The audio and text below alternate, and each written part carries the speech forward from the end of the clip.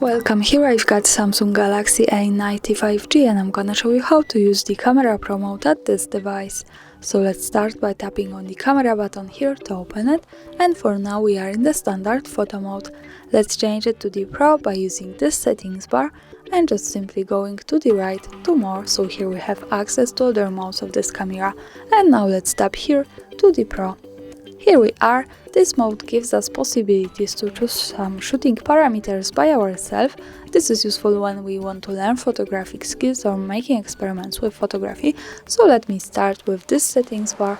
Let's go from this button from the right. Here by tapping on it, we get access to this slider and we can manage the exposure compensation of our picture, so we can change the light of our photo. By going to the right, we can make our picture more bright, as you can see, and by going to the left, we can make it more dark.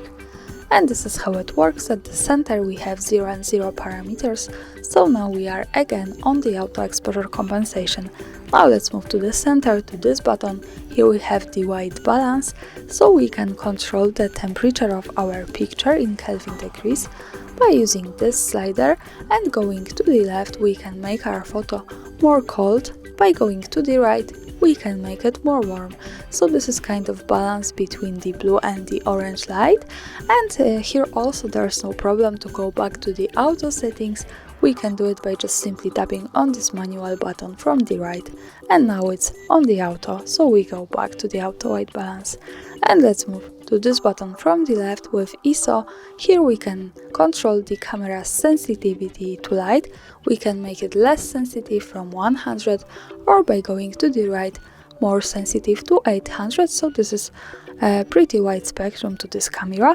And of course we can easily go back to the auto ISO by tapping on the manual button here from the right.